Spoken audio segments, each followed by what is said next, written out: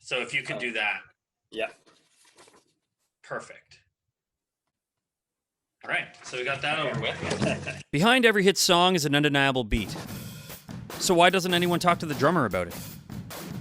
We're getting behind the kit with some of the best drummers in North America. This is Drummer to Drummer.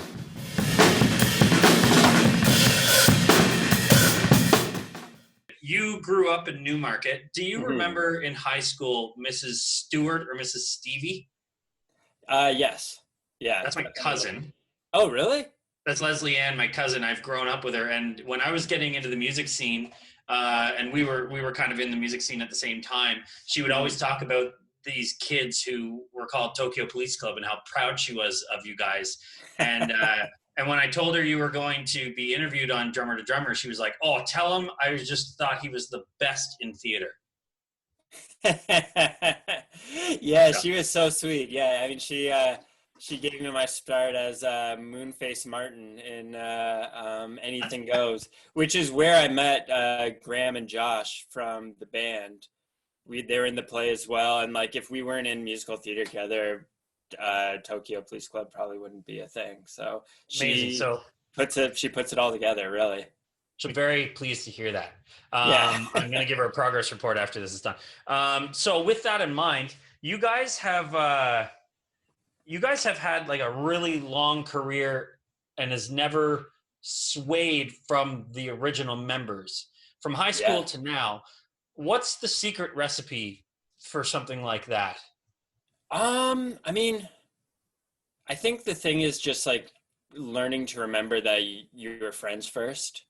Because I mean, there's definitely like a period of time, even like I'd say like between like 2011 and 2016, where the band just felt exhausting. And it felt more like a band than like friends. And then in 2016, we almost stopped being in the band. We were just going to kind of call it quits. But we did a lot of writing retreats together during that time. And we had a lot of time to just kind of hang out while we were working on the TPC album, where we would just cook dinner together and play cards and be friends again. So I don't know, we kind of did the work to learn how to be friends again as adults now, instead of just being like teenagers who ended up in a band together.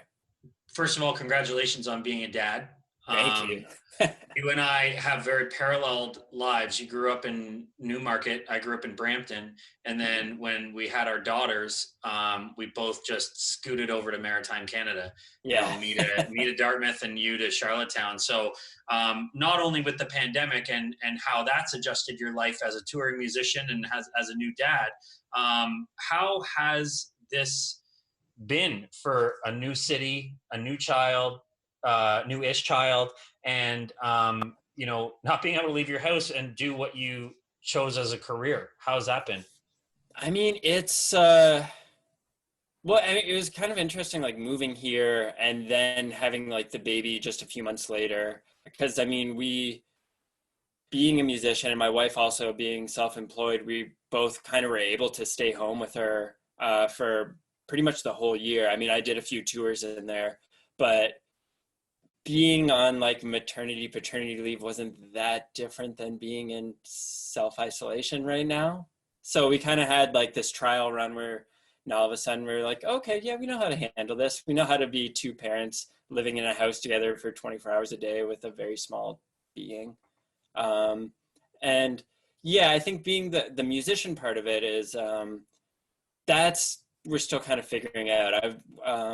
When we moved here, I was able to kind of start building sort of a studio in our basement, and I was about to kind of launch that as a side business, and then COVID happened, and so yeah, you can't really make loud drum noise for hours and hours on end when the rest of the family's in the house.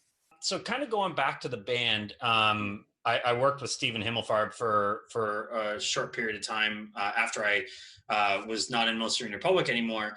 And before then and during then, the explosion of Tokyo Police Club was happening. And I can remember where I was when I heard you were going to tour with Weezer. And I just kind of want to think, you guys skyrocketed pretty, it was pretty organic, but it was also pretty quick into the next level echelon thing.